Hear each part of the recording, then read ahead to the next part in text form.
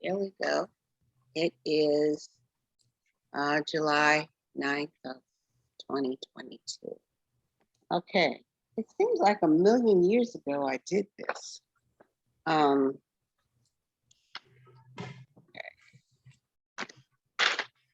All right, I'm reading from my trustee facilitator guidelines that was done. I can do the land acknowledgement when you're ready. Okay, I am Nancy Moore. Okay, I'm reading word for word. Racism is the slogan of the group Erace, which was formed in New Orleans in the summer of 1993. We seek ways through person-to-person communication to show that we are committed to treating fellow human beings of all colors with love and respect. Join us. And so now we will do the land acknowledgement. Okay. I want to acknowledge that what we know as the United States of America is the traditional territory of the indigenous peoples. Members of our group today are on the Tonkawan, Lipan Apache and Comanche in Austin, the Chitimacha in New Orleans, the Creeks and Cherokees in Atlanta, the Lenape and Piscataway in Maryland, and the Wampanoag and Nipmuc peoples in Boston. Also the Cahuilla Mojave tribes of Riverside County, California. I want to thank their ancestors for being stewards of these lands through the generations, and hope that we can continue this stewardship in the future. Okay, thank you, Phyllis. Well, now we'll go around and we'll have everybody introduce themselves according to the order that I see on my screen. Okay, so we'll start with Marva. Good morning. My name is Marva. I've been attending Erace post-Katrina. When I moved back to New Orleans, I look forward to every Saturday for a lively, informative discussion. Thank you. Thank you. Marion. Okay, hi again, everybody. I'm Marion Lagarde here in the Gentilly area of New Orleans. I've been attending the race discussions since 1993. It's good to see everybody this morning. Thank you. Phyllis. Good morning, everybody. I'm Phyllis. I'm in New Orleans. I've been attending since 2008, and my hometown is Akron, Ohio, which we will be talking about today because of the murder of Jayland Walker. And I wish Lynn was going to be here because it's also where she's from. And abortion is still healthcare. Okay. Marla. Good morning. My name is Marla Burke. I'm also in the New Orleans area, technically Metairie, and I've been coming to Erace meetings since about 2020. Looking forward to the meeting. Thank you. Stanton. Good morning, Stanton here in Austin, Texas. Been coming, I think now it's about 4 months. Good to see everybody. I missed a couple of weeks, so I feel like it's been a while, but glad to be back. Thank you. Larry. Good morning. I'm Larry in New Orleans East. I'm glad to be here this morning. Thank you. Michelle. Good morning, I'm Michelle, and I'm coming to you from Austin, Texas, and I've been coming since about August of 2020, so almost 2 years now. Thank you. Cheryl. Good morning, and Michelle, it was hard to hear you. I don't know about for everybody else, but your voice was very low, and it's so important. My name is Cheryl Miller. I live in New Orleans. and I've been coming since. Before Katrina, I was introduced and attended some meetings. And then when COVID started a couple years ago, you invited me, and I'm really glad to be with you. And thank you, Nancy, for a potent subject on time. Thank you. Francie. Hi, I'm in Austin also, and I've been attending several months. I started several months after Michelle. She introduced me to the group. And Nancy, such a great and important topic. Thank you. Jonathan. Hey, good morning.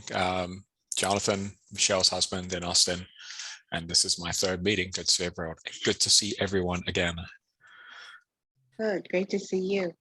Bill. I'm Bill. There you go. Who will be joining us soon. And we, both of us, really look forward to Erace meetings. We talk about the articles in advance and afterwards. And we're sad we're going to miss the next 2 Saturdays, but we'll be back on July 30th when I will be the facilitator. Thank you. Okay, Thanks to thank everybody. you. All right. Gigi. My name is Greer, and I've been attending races, I guess, at post Katrina, either late 2007 or early 2008, and I enjoy doing this. Thank you. All right, thank you. Thank you for coming. Okay, all right, everyone has introduced themselves. We ask that everyone keep themselves on mute unless they're speaking, and the meeting goes in the order of you raise one finger to get on the list to make a comment. We speak in the order of the list. Please keep your comments to roughly about 2 minutes. I have a timer. Please respect and do not interrupt the speaker. No side comments, no personal attacks, no name calling. The point of the discussion is to learn, listen, and not argue. And also remember that this meeting, is being recorded. So put your best face on and your best voice, and remember that you will be on YouTube. We have clarifying questions. If you did not understand something that the speaker said, you can raise 2 fingers and ask the speaker to clarify, which consists of, could you explain further what you meant by, or I didn't understand what you meant by, okay? Okay. Okay, now, the reason that I brought the topic. Okay, well, I had 2 topics in mind this week. I want to tell you all about this. I had watched a very interesting episode of Dr. Phil. It is season 20, episode 23. If you decide to go on his website and look at this episode on critical race theory and how confusing critical race theory most people is. They don't understand what it is. It's a college course. It was a college level legal course of how the law and racism intersect, but it has been co-opted by people and governments to include history. You're teaching, regular history, they're construing it as critical race theory. So anyway, it was a number of people that came on to talk about what their viewpoint of critical race theory was, and it was excellent. So I had a toss up between that. I was going to do it on that, and then this happened on Monday, and I had to switch gears. I had tossed it up in the air. It was a very tough decision, but I decided to go with Highland. I decided to go with this topic. We can do critical race theory. I could do it in August. It'll still be relevant. But this right now is critical. It's very disheartening to see once again, a young Black man was shot 60 times, and another person knowingly killed 7, wounded almost 40 people, and not a scratch. So anyway, how does this happen? How does this continue to keep happening? And so that is the reason that I brought the topic. And so, oh, we will have a wrap up. I forgot that about the wrap up. About 20 minutes before we end, you have a minute to give your final thoughts. And if you don't want to say anything, you can just pass. Okay, I think I got everything. The list is open. Cindy, thank you. Thank you for coming.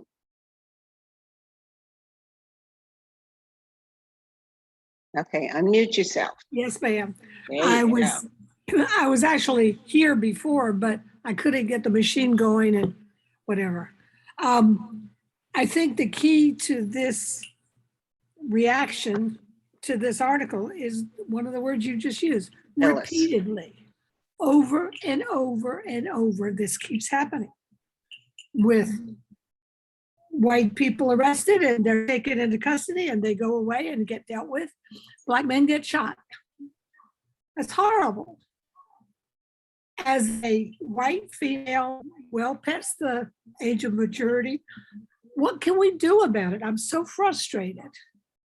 I mean, I've spoken to a lot of friends about it, how awful this is, but I don't know what recourse I have as a voter, as a protester, et cetera, to solve this. I think it's terrible. Thank you. All right, thank you, Cindy.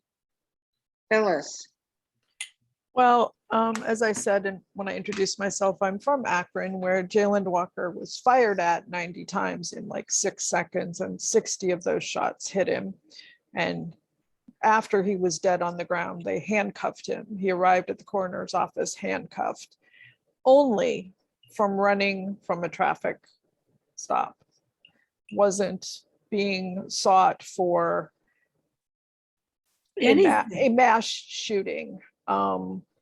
And it's got to stop. And I'm happy to report that I saw a brief video this morning from protests in Akron, and there were armed and either wearing black or wearing camo Black people because Ohio's got open carry.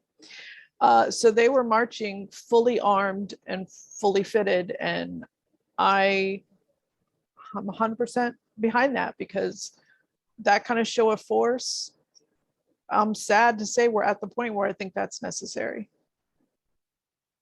And the guy who did the shooting in Highland Park, that was just Cheryl. That they, took him so gently into custody, asked him to get on the ground, didn't put him on the ground. And there's a whole problem in my mind still with policing, how they're trained, the out of control emotions that they exhibit when a Black person does run from them. Like it just enrages them. They seem to lose it. And if you can't do that job without losing it, you need to not be doing that job. That's it for now. Okay, thank you. Cheryl?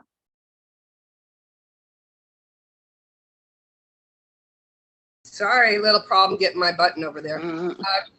I hear what Phyllis says, and I will say I myself have posted with, not publicly, but with friends, pictures of when, I do see like kind of Black militias, because it makes me happy to see that side has a force. But what we're really talking about is a race war. This seems like this is like trying to promote it. That stupid woman, Marjorie Greene, I think is her name. I'm sorry, I just can't stand so much of this stuff. I pick and choose. But she, I signed a petition this morning asking them to get her out of office because she made statements that she thought that this was done on purpose so that people would be upset about guns, that was a setup, the thing with the kids shooting all the people. This week, the police here made a child an officer, an honorary officer. I can't believe I was aghast at that.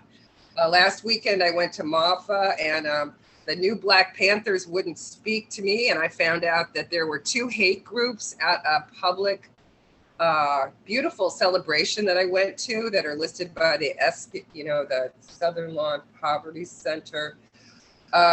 And this week, somebody put a Blue Lives Matter flag up by my house. I'm aghast. I'm just like Cindy. I don't know what I'm supposed to do or how I'm supposed to do it to try to do something about all of this, because it's highly wrong and it's really ruined the week. But that really is nothing for me compared to what all these different people are experiencing. Okay, thank you, Cheryl. Phyllis? I just wanted to comment that I would say probably from the perspective of a lot of Black communities, there's already a race war and it's against them. And I think when the media or people like me talk about fear of a race war, we're afraid that it's going to come for us. And you reap what you sow. That's what I say. That's it. Thank you. Marla? Yeah, this is a timely topic, so thank you. I echo the sentiment of Cindy and Cheryl and Phyllis as well. And the one thing that I started thinking more about is, the things that we can actionably do.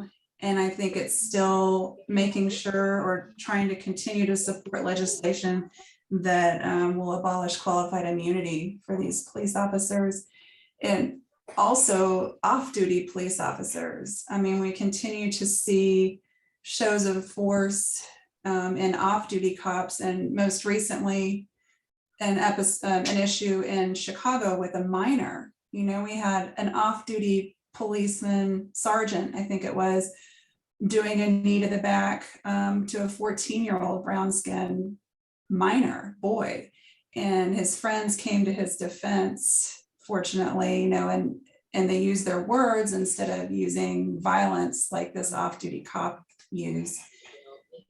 I don't know. I mean, it's somehow we need to plan and mobilize alternatives to policing and also continue to support legislation that will abolish protection of these police officers who act in this way. That's it for now. Thank you, Marla. I have a clarifying question. Yes. Do you think he would have gotten off of that child's back had not those kids been white? Suppose the group of kids that were around him were Black. Do you think it would have ended the same? I sadly saw the video. I actually didn't mean to see it, but I did see the video, and I saw mostly Black kids with a couple of white kids in the background. It was a little unclear to me how many were Black and how many were white. I don't think he would have come off of him if there had only been one child there, Black or white. It was that there were multiple kids, and at least in my estimation, that seemed to sort of make him come off of this kid. I don't know. Like I said, I did not watch very closely, but it's a hard question to answer. And to me, it seemed like it was the number of kids more than anything. Okay, Marva, you have a clarifying? Unmute. Okay. Was that where the police left his footprint on Jim young boy? I'm not sure on that. I know it involved the officer, the off-duty officer thought that he had stolen a bicycle. I don't know that there was a print left. The parents have both spoken on social media, and the mom is pretty well known, I think, in the social media arena, but she didn't speak to a footprint. Thank you. Okay, thank you. Well, how did that happen? Next we have Marion.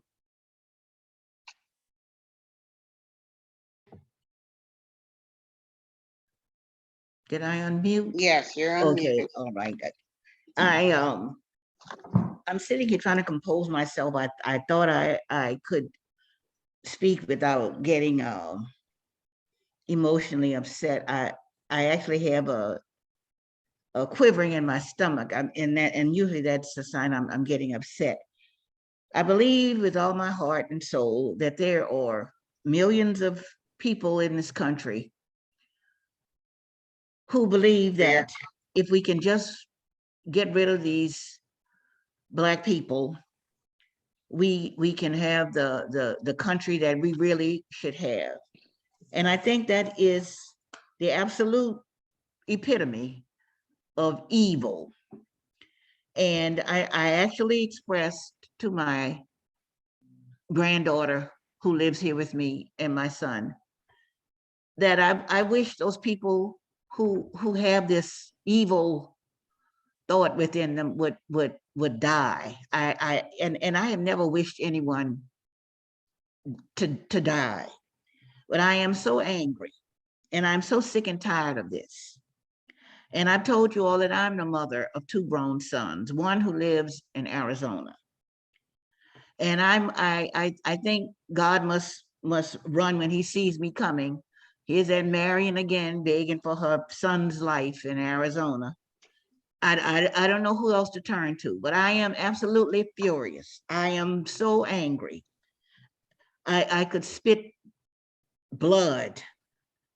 This is just so infuriating to me that you have people with this evilness within them that think that if they can wipe a certain segment of the population off the face of the earth, the world is going to be a better place. The United States will be what it's supposed to be. As that Proud Boys character said, this is the white man's country. I am just so frustrated. Marion, would you like to get back on the list? When I calmed down. I didn't know 2 minutes had gone by so fast. Thank you for listening, everybody. I'm just furious. Not a problem. We have Jonathan and we have Greer. Would anyone else like to get on the list? Larry? Great. Jonathan? See, I'd like to get on the list too. Bill? Okay. I mean, first of all, to Marion's point, I can't imagine, the kind of fear of having, a Black son or daughter and sending them out into the world every day and recognizing the kind of danger, they can be in that our Michelle and I's kids would not be in. I also, I mean, the other reactions I have to this, it's the gun, I don't take any joy in seeing Black or white men walking down the street with guns in their backs. I was sharing with Michelle and Francie yesterday some data I was reading following the assassination of the former prime minister in Japan about the fact they had 1 gun killing in Japan in 2021, 1. That in Japan, I think it's something like 0.25 guns per person. In the United States, there is 120 guns for every 100 people in the US. The fact that 21-year-old could get that rifle in Highland Park, and I have family friends who had cousins and family who were marching in that parade who were shot at. And the fact that obviously that they shoot this kid 60 times. I mean, there was a lot of factors here, and guns is a huge part of it. One thing, I can't understand why they shot this kid 60 times. One thing in the kind of description, and I guess we'll have to see what the facts are, because often the facts that are said at the beginning of these things don't turn out to be the real facts. One of the parts of the story is that supposedly a shot was fired from his car. It doesn't really excuse them shooting at him 60 times. But each of these stories has different set of facts, and there's plenty of obviously situations where clearly unarmed Black men are shot by police for no reason. So I'm not understating that, but I am interested to see how that plays out. Thank you. Thank you, Jonathan. Next we have Greer. Since day one in this country, they've criminalized us. Our skin color is a crime. They created struggles to criminalize us. If you're not getting paid what you need to do to take care of your family, you create a system to aid taking care of children, but you remove the Black man from that. That's an agenda that has destroyed our family. We have always in this country been living behind enemy lines in a war that has never ended against us to this very day. People want to be blind to what's going on. And like y'all have been saying, yeah, this has happened over and over again. When do we get off the hamster wheel? People want to talk about this one's rights, this one's rights, this one's rights. If anything I am in this country is I'm Black first, or whatever you want to call it, Moorish, of American descent. My religion doesn't matter. My social orientation doesn't matter. Nothing else matters but that I'm Black first in this country. Look at Brittany Griner. She's over in Russia. And I've had discussion with my friends about this, some who are gay. And I've asked them, I said, you got rights through your LGBTQI fight, but you still fighting your first fight. So how does that work? Why wasn't the LGBTQI coming out in full force for Brittany? And it's because she was Black first. And until this fight of our full citizenship and all these agendas stop against us, no other fight matters but our first fight. That's it. Thank you, Greer. Okay, we have Larry and then Bill. Does anyone else want to be on the list? No, thank you. I believe I heard the word used that I use often, and that is the word evil. We try to describe it as other things, but what we're dealing with in America is just evil. It's not police reform, it's evil. George Floyd Derek Chauvin putting his leg on George Floyd. Derek Chauvin putting his knee on George Floyd's neck. That wasn't about police reform, that was about evil and hatred. How do you teach against that? Martin Luther King came along and tried the approach of love, but he was killed. Regardless of a shot that was fired from his vehicle, for a man to be shot 60 times by 8 different police officers, that's evil. And studies have shown that many white policemen come from the ranks of the Ku Klux Klan and the white supremacists. So that is why they could stop this Cremio guy, have him on the ground, and nobody has a knee on him. If he were Black, you would have had 50 officers with 50 knees on him.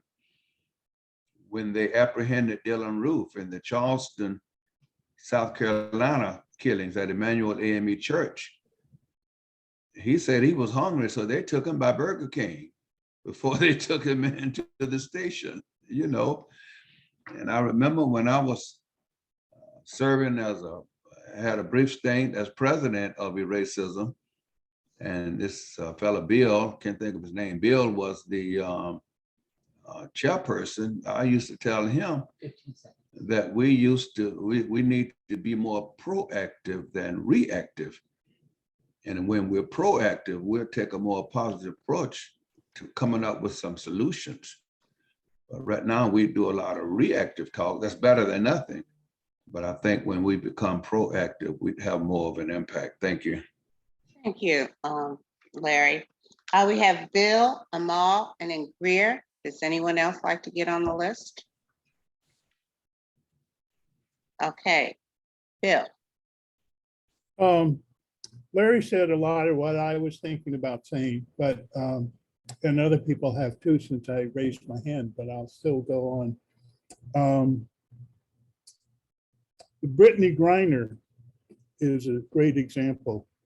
And I saw a thing on Facebook that said, if it was LeBron, he'd be home now.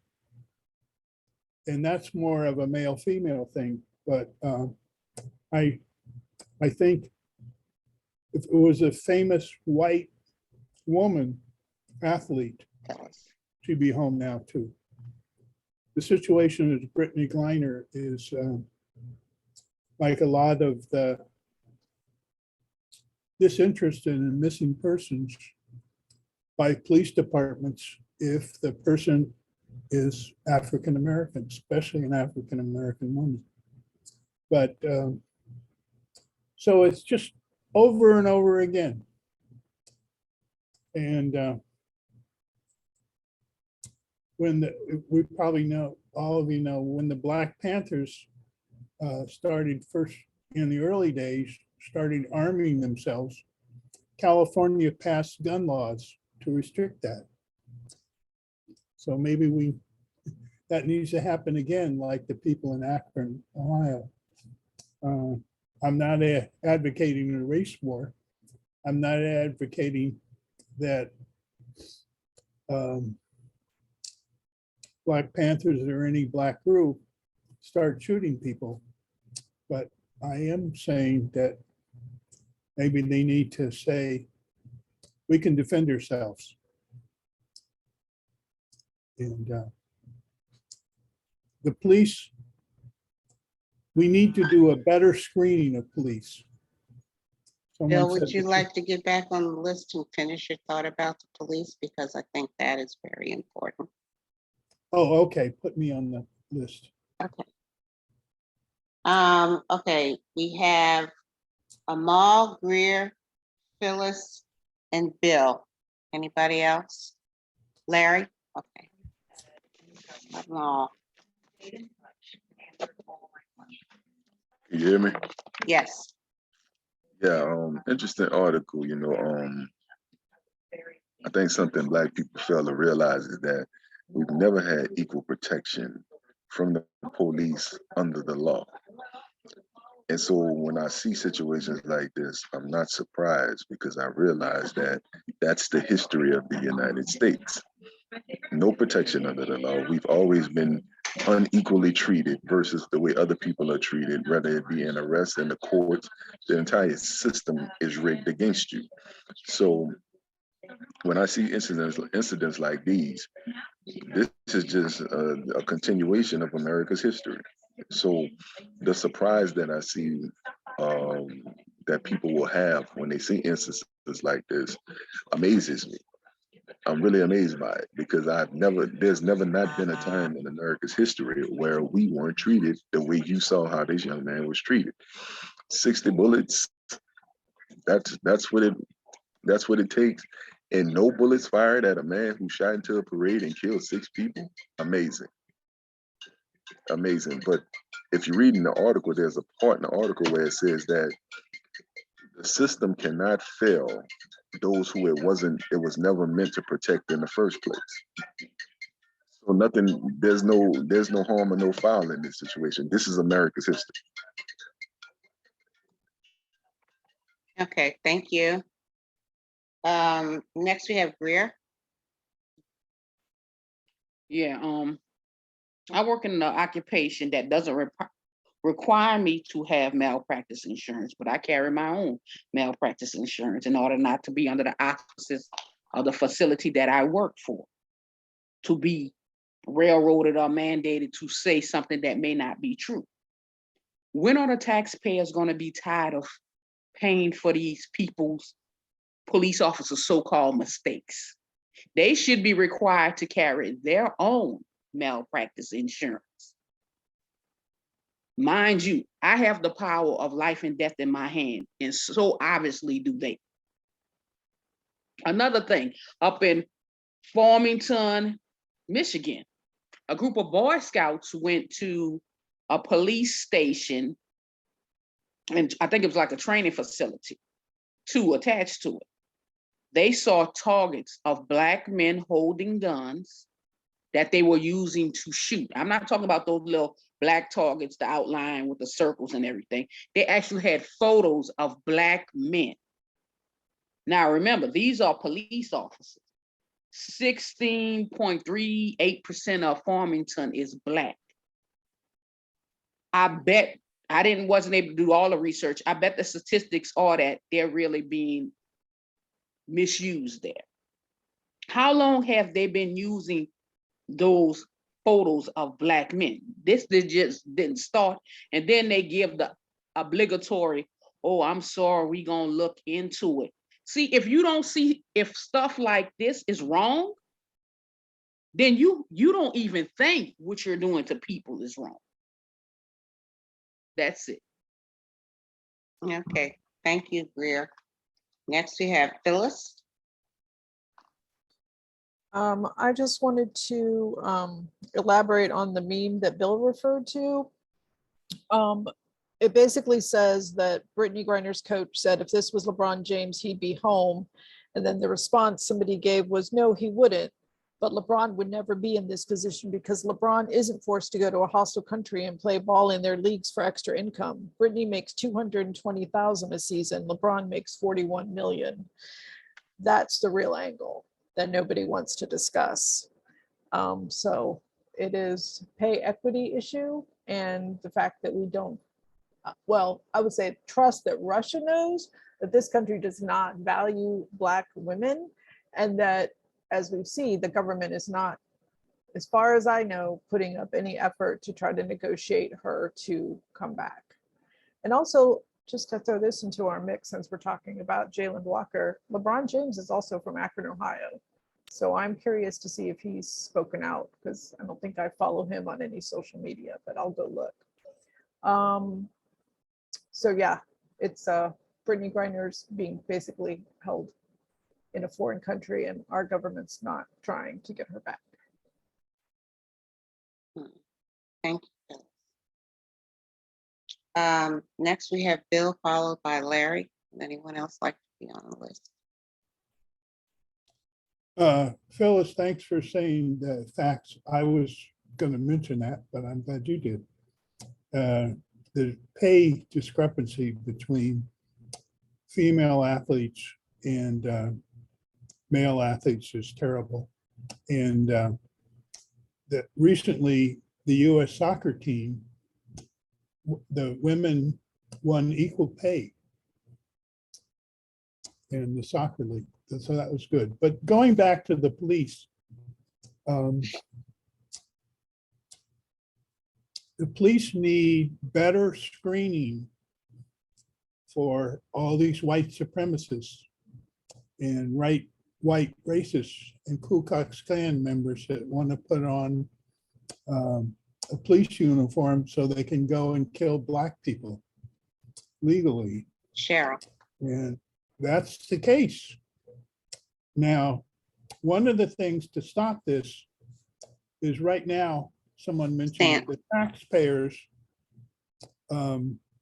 pay for the civil suits that come, is invariably in these killings, these murders, while the police are protected from prosecution by qualified immunity. they're not protected from civil suits, and the families get multiple millions of dollars. But that's no consequence to the police because the taxpayers pay it. And we should pass a law that said any settlements from police behavior should come out of the police retirement union, the police union retirement. And so there's consequences, and that might slow down the killing of Black men if they know the settlement, multi-million-dollar settlement is coming out of their retirement fund. So anyway, my time is up. Thank you. Thank you, Bill. Okay, we have Larry, Cheryl, and then Stanton. Does anyone else like to be on the list? Okay, Larry.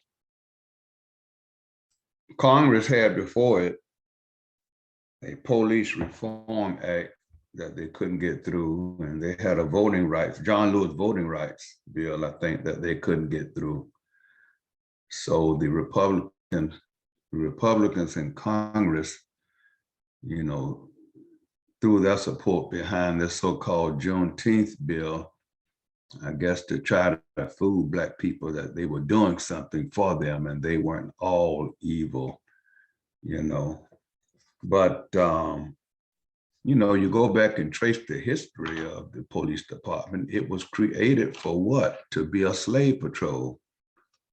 That's how the police department came into being in America, as a slave patrol, to keep slaves in check, you know, especially the freed ones. And, you know, I think on Sunday of the July 4th weekend, there had been 50 shootings in Chicago, about 8 or 9 killed. And that didn't make the news hardly, didn't make the headlines. And by the time July 4th came around, the media's attention shifted to those who had been killed in a place about, 36 miles from Chicago. And not only that, the state police in Chicago, you know, offered counseling to those who had experienced the killings, the deaths, the loved ones. How many Blacks we have killed across America in these shootings? Nobody comes out talking about offering them counseling. Every time a young white man makes a shooting, he's got a mental problem. Blacks kill and they thugs and common criminals. So nobody tried to address their issues. Many of them have mental problems too. Did I hear something go off, Nancy? Yes, you did, but you were making a point. I wasn't going to stop you in the middle. Okay, that's all right. I'll get back on the list. Okay, we have Cheryl and Stanton, and then Larry. Does anyone else care to be on the list? Okay, Cheryl. So I need to touch back in on race wars, because a war is when two parties actively fight.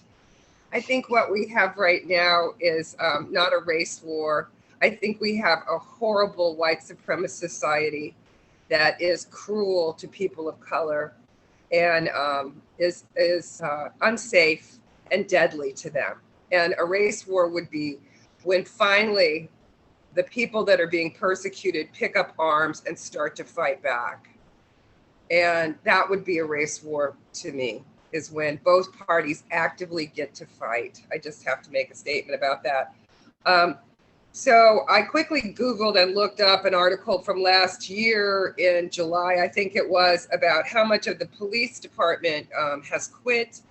I know at my local neighborhood association meeting, I went to it, and the chief of police from New Orleans was there, and he talked about how they're not able to get anybody to join. That comment that Bill made, it's just kind of like it's swirling around in my head.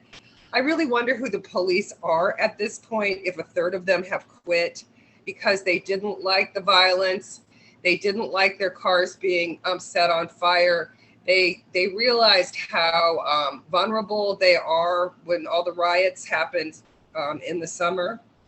And I just wonder, you know, are those the white supremacists that are still working, or the white supremacists the ones that quit? I think the white supremacists, for me, I need to do some research, but I'm really curious.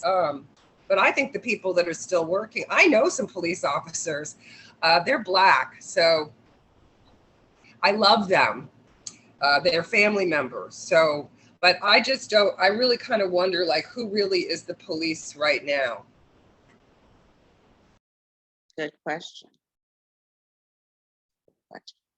Next we have Stanton and then Larry. Anyone else like to be on the list? Okay, Larry, Stanton, sorry.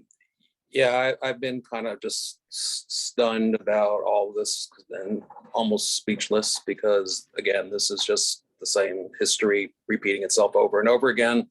I was living in Los Angeles when the Rodney King incident happened, and we all know that we would never have known about that except for the video of the beating. Yeah, this is nothing new. This is the same historic repetition of unequal treatment, rather, of people of different color by the police departments across the United States. And I'm clueless as to what it will take to change any of this.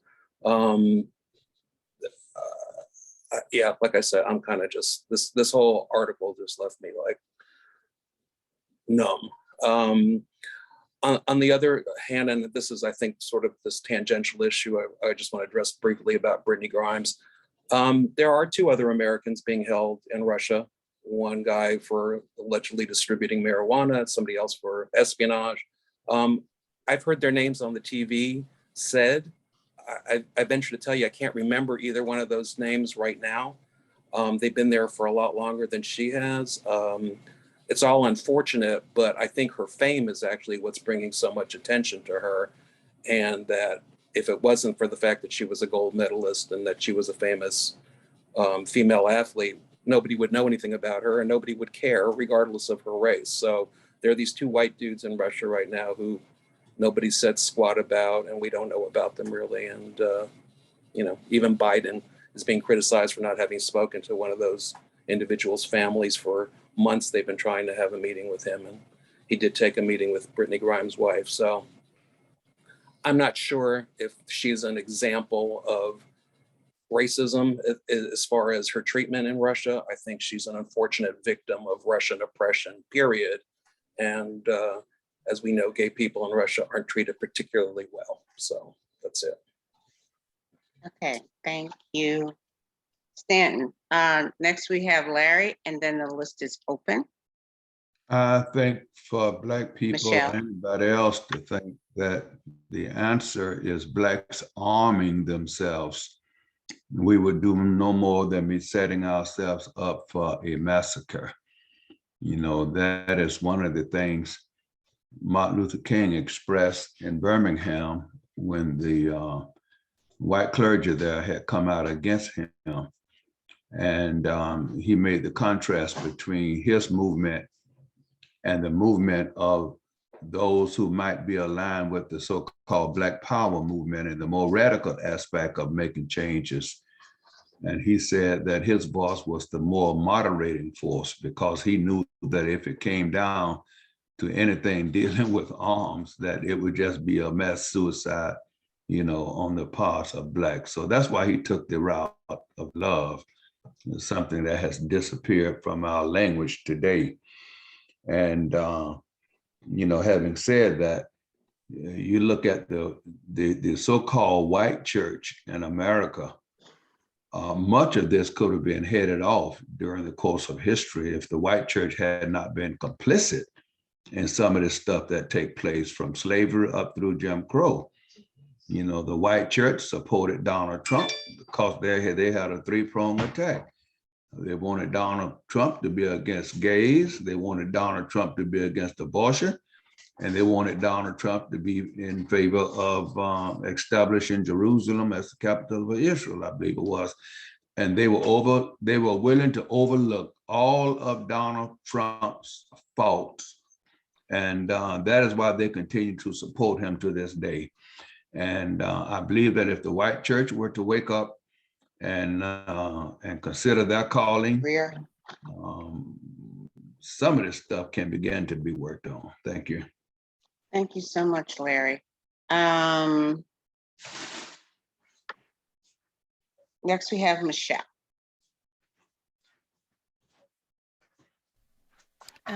Yeah, I mean, I have to speak up on the fact that, people the people of color communities in this country have been screaming at all of us white people because it's our problem, and it is our problem. So I'd say that we're the ones who have to really step up to the plate here and be the change. And I will say, for my part, the only solution at this time that I can see for this to change is for us to really completely, as white people, grapple with the fact that something needs to majorly change with policing. And I know that's a subject that is hard to talk about, but I think that's the only solution here, is that white people really need to get around the fact that something in the police mentality and how we look at it, how we see it, how, everything. And that has to come from white people, because we're the ones that basically have designed the system. We're the ones that are in charge of the system.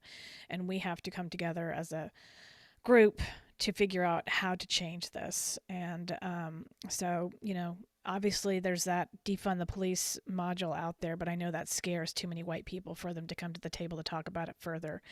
But basically, it needs to be some sort of huge rethinking about how we police, and that's only going to happen if enough white people come together to talk about it and figure out that system.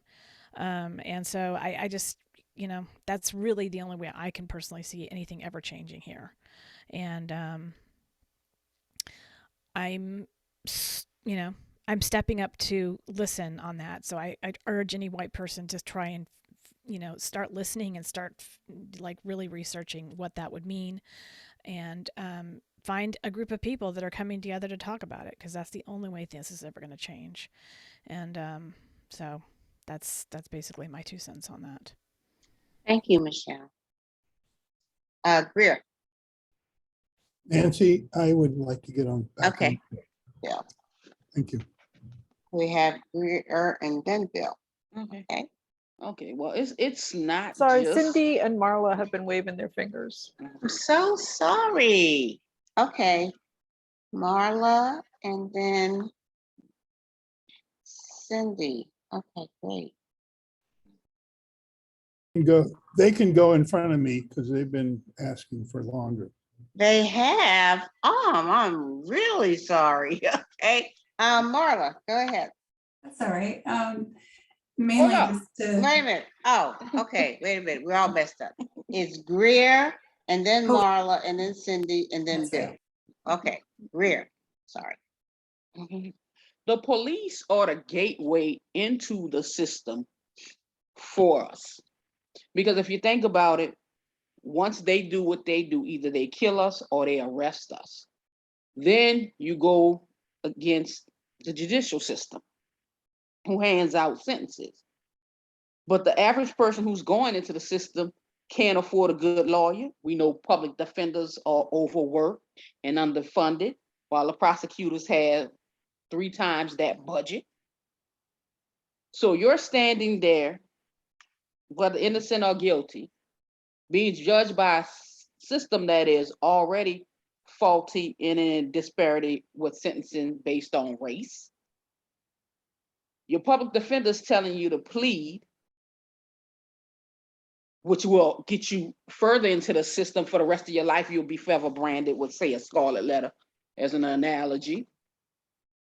All 3 of those people who have your lives in their hand, the judge, the prosecutor, the defendant, all work for the same people, and you're the only one out of the loop. Then recently you had Carolyn Bryant's warrant that was never served because they supposedly never found her in her relationship to Emmett Till's death. Now they have a chance to do right with this. This woman has admitted that she lied about what this child did to us. And now if you look at a lot of stuff that's what's going on now, they're coming for the children now. It's not just the adults, they're coming for the children. So I don't know what it's gonna take for some of us to wake up. Will they serve that warrant? Because there's no statute of limitations on it. I don't care if she's 80 years old, the rest of her life, she needs to be in jail. That's it. All right, thank you, Greer. Then we have Marla. Okay, I just was thinking a little more about what Michelle said. And as physically ill as it makes me to say it, you know, appealing to white people as far as what's in it for a white person or the white folks altogether, I guess is one way to consider approaching, because white folks, you know, as a whole, we lack humanity, for basic humanity for people who are different from us. And I think if we can appeal to pocketbooks also, that will make a difference potentially. Campaigns suggesting, you know, that doing different things with police and the approach and how we deal with crime and so forth can save millions and millions of dollars, and looking to other communities where money has been saved. I know in Eugene, Oregon, they have a system, I think it's called like Kahoot or Cahoots or something like that. And they send out 2-person teams, like a medic, as well as a crisis management person or crisis workers. And they've allegedly saved Eugene $14 million in that. Just thinking again, one thing is for sure, like white folks, we hang on to our resources, we clutch them so close. We do not want to let go of $5 for a coffee that we spend. That's, you know, money that we spend on Starbucks once a day or once a week or whatever the case might be, in the name of assisting somebody else who may be completely different from us. Anyway, just appealing to white people saving money might make a difference. I don't know. All right, thank you. You timed that perfectly. Cindy. What I wanted to say had to do with police training. And it's been mentioned many times that, you know, we need to have better police. Well, one of the problems is who's attracted to the force are less educated white men, maybe some women, but a very small percentage. And they tend to be more likely to be racist. So of course, what do you get? You get racist police. If the police pay were increased and requirements placed for psychological screening to a certain extent, I know it's done now, but not very effectively, so that they could find people that are more likely to take the view of the other and pay attention. Also, if there's better pay, you'll get a better quality of people from backgrounds that are more accepting. So I think that's a major thing. Now, whether you can do that before you get quality people, or whether you do the, you know, the order of things, putting an incentive in for better training, I think is important. But if you put it in now without some sort of emphasis on the psychological angle, I think you're wasting your efforts. But I think it's important to look at who's coming into the police force. Absolutely, absolutely. And next we have Bill. Cindy and I think a lot alike. Larry. Said, what some of the things I want to say, but just repeat. I think that defund the police was a bad slogan. Absolutely. Should have been reform the police. And the reform needs to be comprehensive completely. We need to rethink completely. And we should raise the pay for police, but only with these certain stipulations. Raise the pay for police so we get more people and a better quality of person. So we don't get the dregs of society because police can't get anybody else. But also have rigorous psychological screening of the police before they're entitled to this extra pay. And that should be retrofitted to the current officers.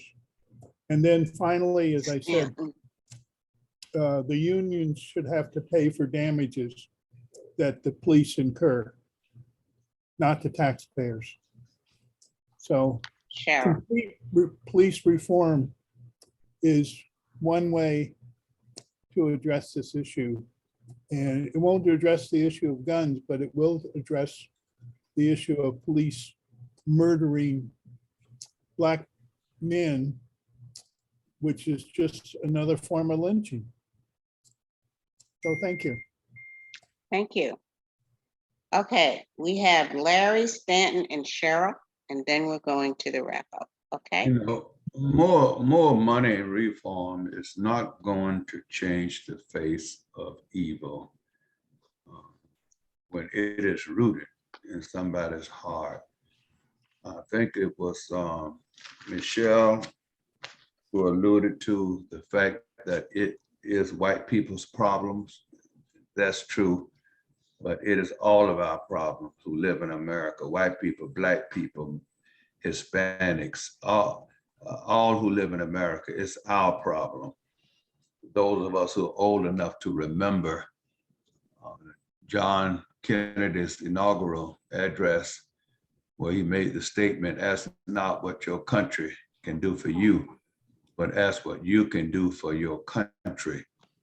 And this, I think, John Kennedy didn't realize it, but that was the marching orders he gave to Martin Luther King and the entire Black civil and human rights movement, because Blacks began to take out to the streets and the legislatures and began to put America to the test and say, this is what we're going to do for America. We're going to make America live up to the true meaning of its creed, that we hold these truths to be self-evident, that all men are created equal.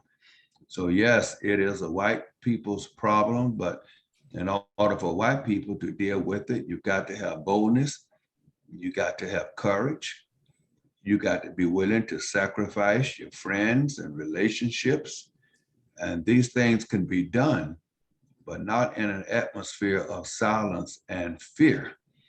And it's too much silence and too much fear in America right now. And you know, the challenge is huge. The challenge is huge. And I stated last week, the answer is not a panacea that going to the polls and voting is the answer, but going to the polls and voting and then holding accountable those you vote for. One must go hand in hand with the other. If we don't, then we are misusing the voting process. If we don't hold those who we vote for, we don't hold our feet to the fire, then they're going to keep on doing the same thing, just change their names and change the faces. Thank you. Thank you, Larry. Next we have Stanton and then Cheryl.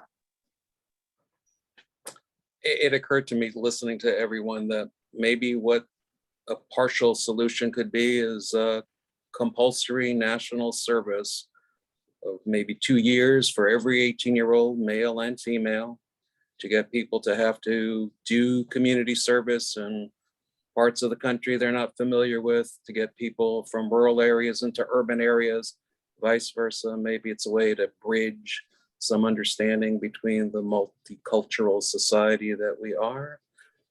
It just kind of occurred to me that this is one thing this country doesn't have. It's a national purpose and a national sense.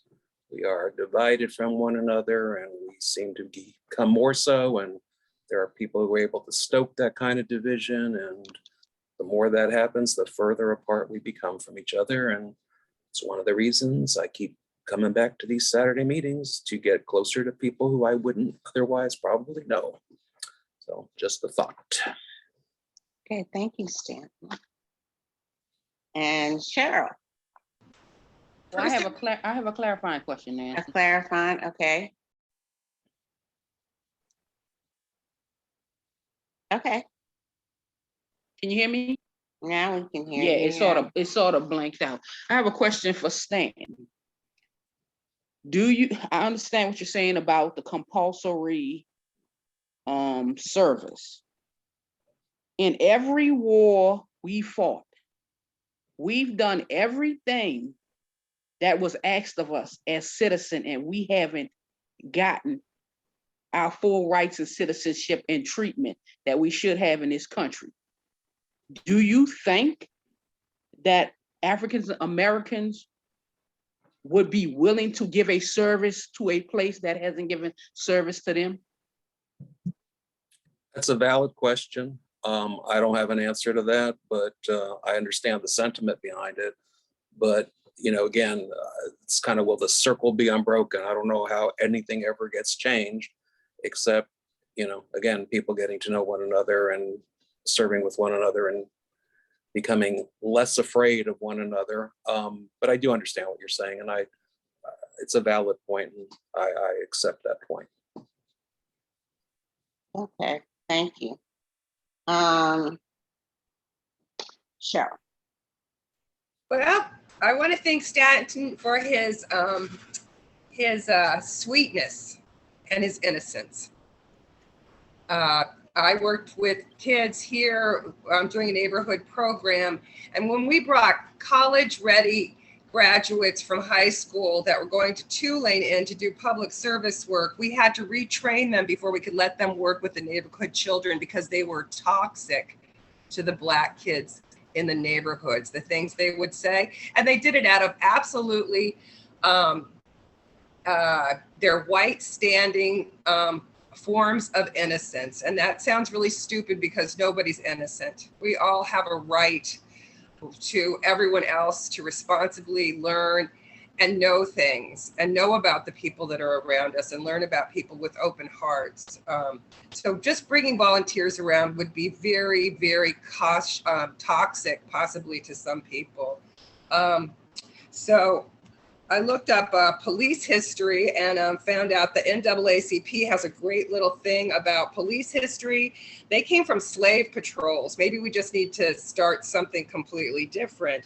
The origins of modern day policing can be traced to the slave patrol. The earliest form of slave patrol, it was created in the Carolinas in the early 1700s with one mission: to establish a system of terror and squash slave uprisings with the capacities to pursue, apprehend, and return runaway slaves to their owners. Tactics included the excessive use of force to control and produce desired slave behavior. And then speaking to someone saying, like, let's hit ourselves in the pocketbooks. According to this, in 2020 NAACP figures, taxpayers in 2020 spent $80 billion on prison, parole, and probation. And we know who's majorly in prison here in the United States. And then on top of that, we have the cost of court cases, and we have the payments to families that we have to do, and everyone else that's affected by these violent crimes. So hitting us in the pocketbook is already happening, and it's not making any difference. Okay, thank you, Cheryl. Okay, we're going to move on to the wrap up now. And but first, we're going to have the people who didn't speak at all during the meeting. They get their full 2 minutes, and that consists of Marva, Lynn, Jean, and Francie. I don't think I left anybody out. Okay, and as always, if you don't have a comment, you can always pass. Okay, so we're going to start with Marva. Very informative in current discussion. I'm leaving this meeting with a lot to think about. And thank you, Nancy, for such a lively discussion. Well, you're welcome. Thank you. Next we have Lynn. I don't have a lot to say. I was interested in everyone's comments. There are 2 points that have been made during discussions of police violence.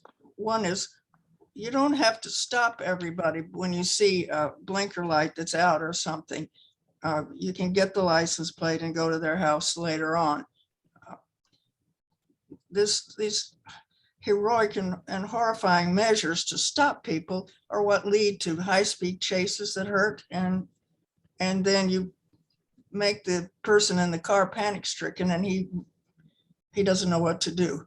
So I think they should be de-emphasized, stopping people for the slightest excuse.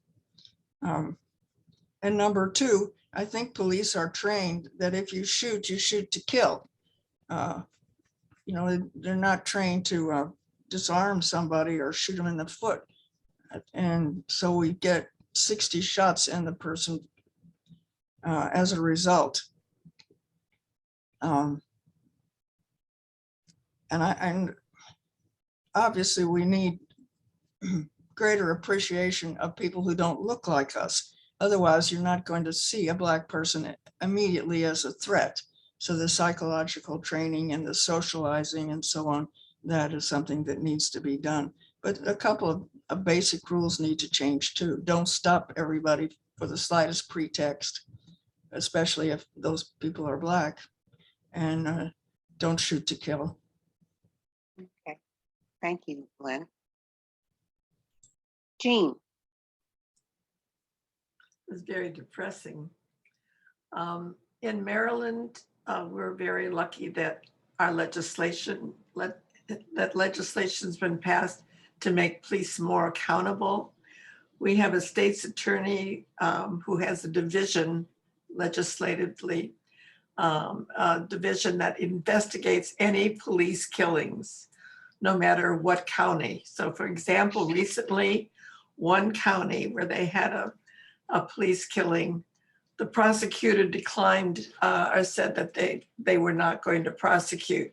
And the state's attorney wrote back, and this is all transparent, I get emails about it all, that they had not finished their investigation and that there were things that possibly the county prosecutor didn't know about, but they would let him know when they finished their investigation. Montgomery County itself has increased the salary to try to attract more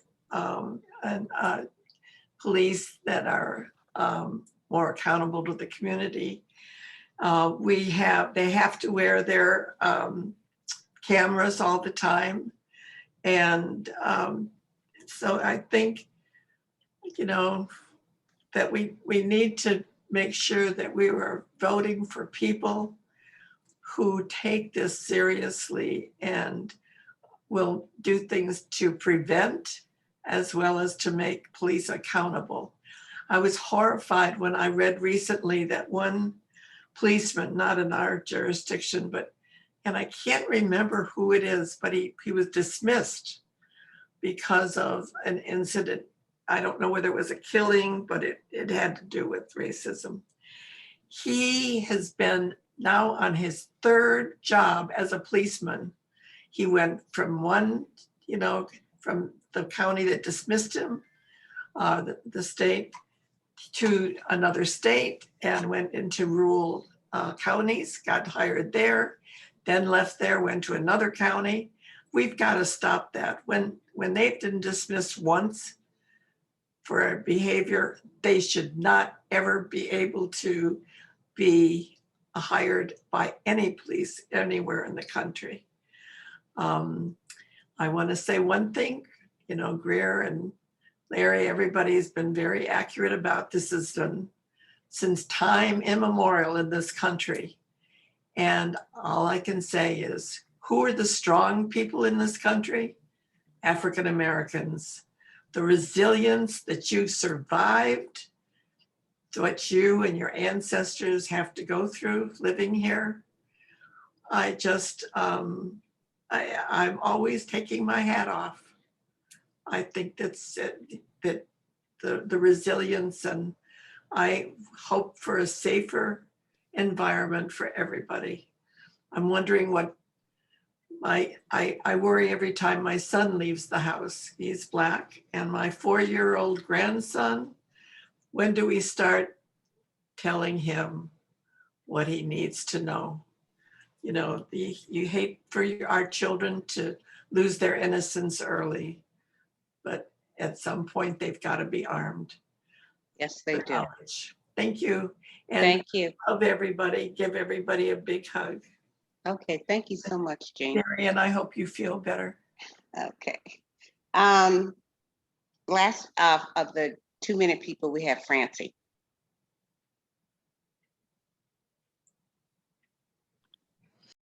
Oh, I think I got it. Is it on? Can It's you- on. We can Okay. hear you. Well, I wanted to respond to Bill's idea that defund the police, of course, is an unfortunate moniker. I agree. And Bill said something about, well, let's say reform police and rethink. And I think, Bill, that maybe rethinking policing would have less, well, I think reform carries kind of a negative connotation, whereas rethink policing would be a good moniker.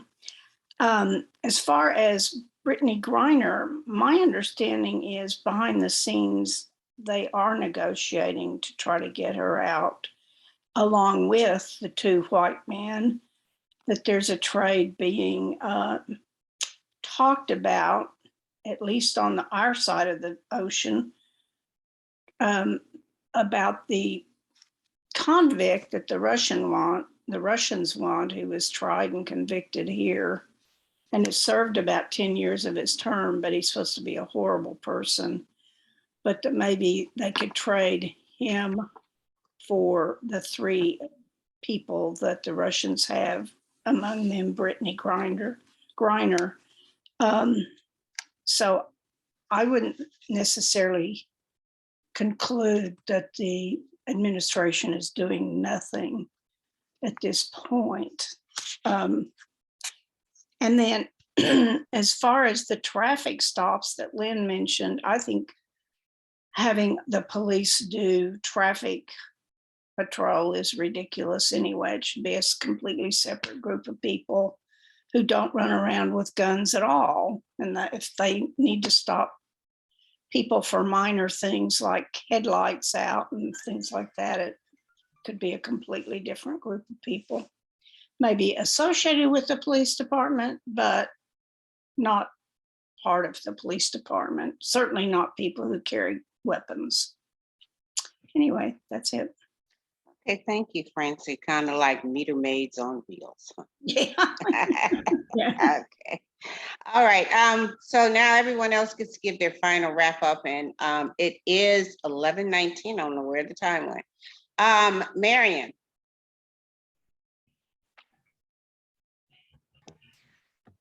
Oh wait, it's still muted, huh?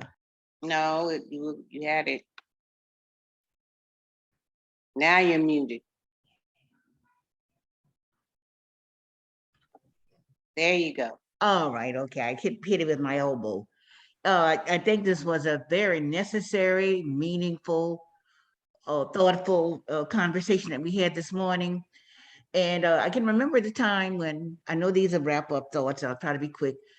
Erace used to march in demonstrations, and I mentioned it when at board meeting, I think at the end or maybe the beginning of this meeting, that we let our voices be heard. And I think as a collective, that's what we're going to have to do.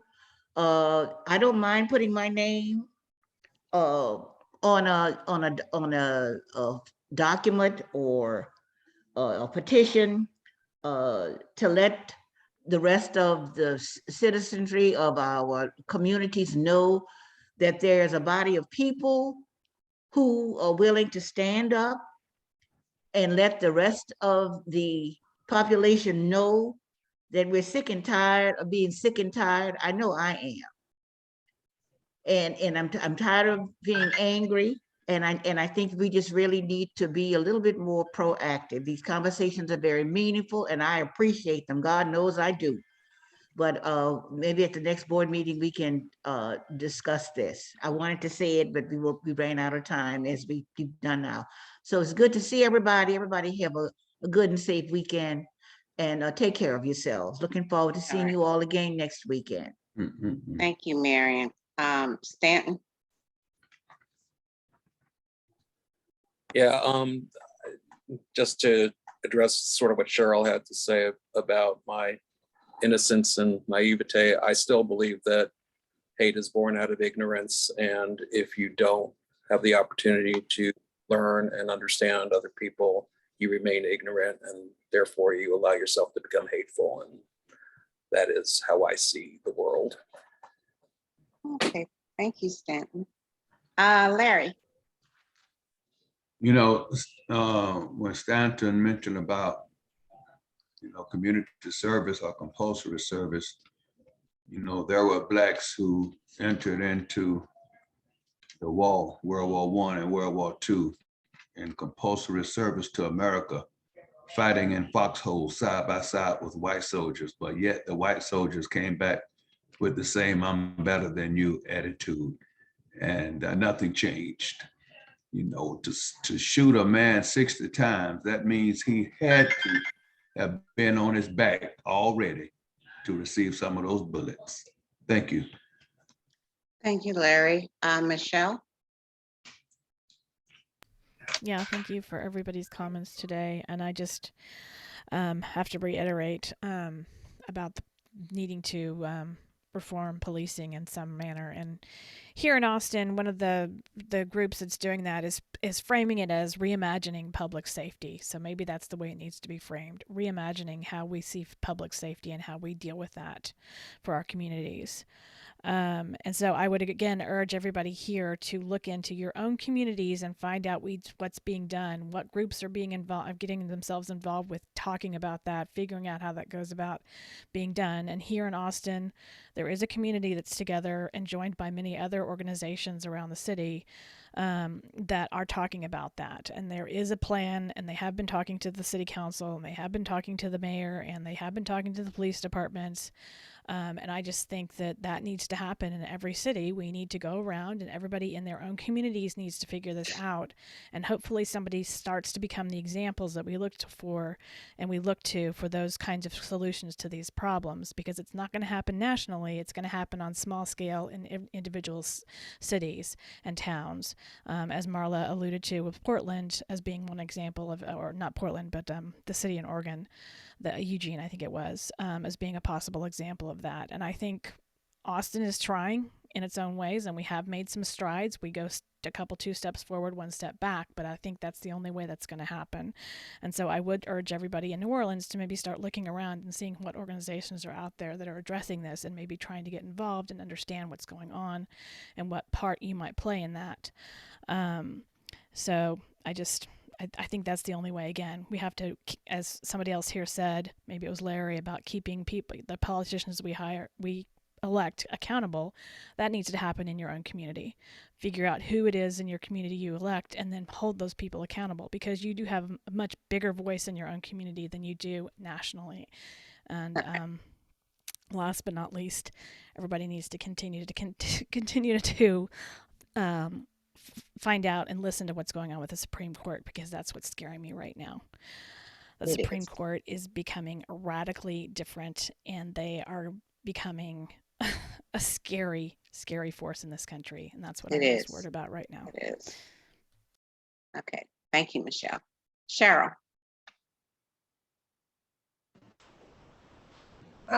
Thank you, everybody, for being here today and speaking up clearly. And Stanton, I hope my words were okay and I wasn't wrong in what I said to you. And thank you, everybody. Have a good week. And I hope everybody goes out and finds a tree, a flower, or maybe a butterfly and spends a little time looking at the beautiful blessings that I will just say that faith brings us all here for. Have a good week. Okay, thank you, Cheryl. Jonathan.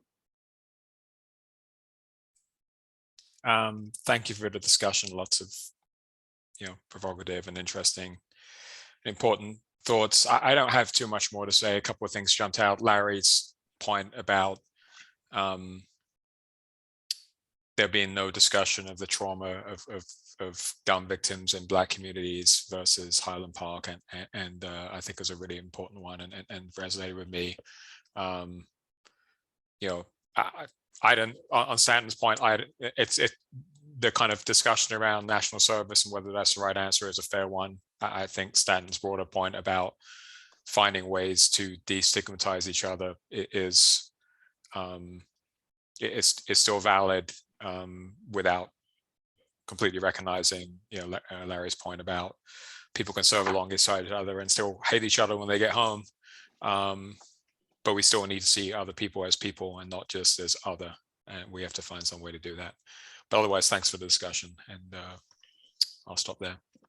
Thank you, Jonathan. Okay. Cindy.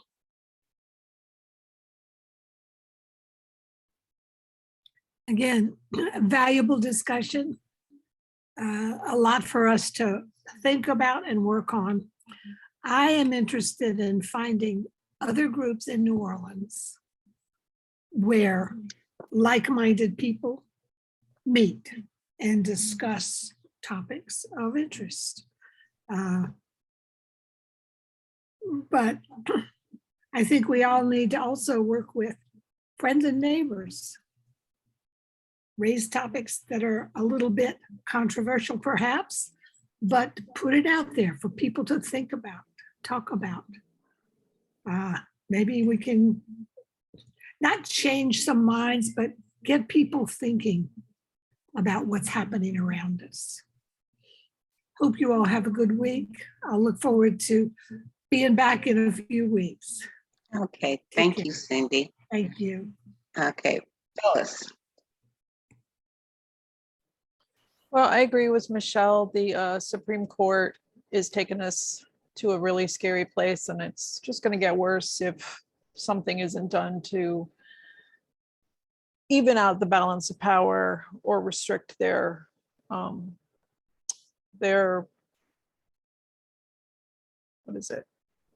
appointment times. I think that needs to be looked at. Like, they shouldn't be lifetime appointments, so these people don't have a generation or two of people to traumatize. I think that we are going to see fighting in our streets amongst citizens. I think that's coming. And we're soon, if we don't do something, we're going to be under the rule of Christo-fascists. And I don't want to That's live scary. in a fascist society. Right. So thanks for the article. And I hope Akron gets its what together and looks at its police force and why they took this young man out the way they did. Thank you, Phyllis. Marla. Yeah, thanks for the great discussion. Not much more to add except just will continue in my own little micro way to hopefully have meaningful conversations with people who think completely differently from me, and trying to help folks, including myself, continue to reclaim our humanity and be a little much more community-based and far less individualistic than we are. I still have hope that that's possible. So thanks for a great discussion. Thank you, Marla. Glenn, I see you joined us. Oh, how wonderful you were able to do that. You have any final thoughts? I don't know when exactly you joined. Well, I just joined when y'all just making y'all final wrap up. I'm not home. I'm in Dallas, and I had religious obligations this morning, so I couldn't be with you. So just hopefully I'll be with you next week. Okay, well, thank you for making the effort to join us at the end. Appreciate that. Okay, Bill. Yes, I concur with people who said reforming the police is not a good idea. We need to completely reimagine. We need to throw out the book because the police and the criminal justice system needs to be completely changed. And Cindy and I are going to participate. The St. Charles Center for Faith in Action at the St. Charles Avenue Baptist Church focuses on criminal justice reform. And on November 2nd, 3rd, and 4th, we're going to participate in a 3-day session that's designed to reimagine the criminal justice system. And that certainly would include the police. So if anybody's interested in the details, I can provide them. Okay, when is that?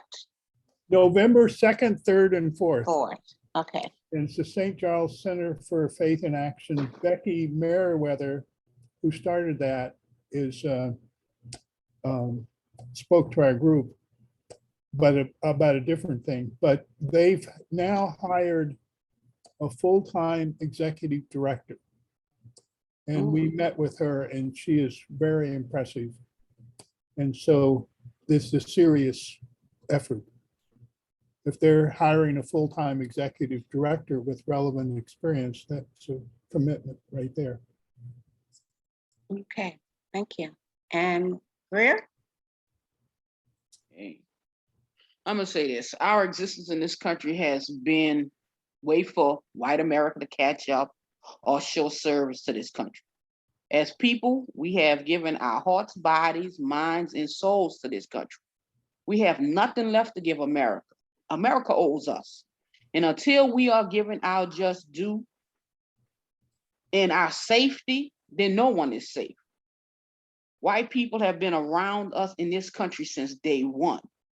You don't know us is an excuse. Ignorance is an excuse. You don't know us because you don't want to know us. But we know you. And we see what you do and you don't do. My thing is, it's based down to humanity. We are human beings like you are. If you get hit by a rock, it hurts. We get hit by a rock, it hurts.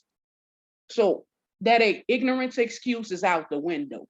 If you want to know a person, you find a way to know a person. We've been living around each other since the inception of this country, since the first indentured servant was made a slave. It's because you don't want to know us. And that's the biggest problem here. You don't want. We live around each other. We breathe the same air. We interact with each other on a daily basis. It's because you don't want to. Thank you. Thank you. Okay, well, that concludes for everyone's wrap up. It's 11:34 and we really don't want to have, there's not a lot of time for me to make a comment and also we do have some announcements that we'd like to make, but I just wanted to say, was it Cheryl that saw, or Phyllis that saw, I can't remember, was it the African Americans dressed in, Phyllis, okay, in Akron? There is a group, it's a national group. It's called the NFAC. I don't know if anyone has ever heard of it. It's called Not Fucking Around, okay? And they are a militia group. They started in Georgia and they have spread across the country and they are armed. I really hope that it doesn't come down to a race war or any kind of fighting between people in this country, but there are other groups of African-American groups that are militia groups. They are not the only ones, but there are militia groups in this country that are ready to defend themselves if necessary, which it's a sad, that's a that saddens me that that has to have taken place, but unfortunately, it's kind of necessary. I mean, there have been groups throughout, what was it, deacons with guns, Deacons for Justice, Deacons for Defense. Deacons for Defense. That was formed much earlier for the same reason. But anyway, it was a very good discussion, and I appreciate everyone's comments. But we do have some announcements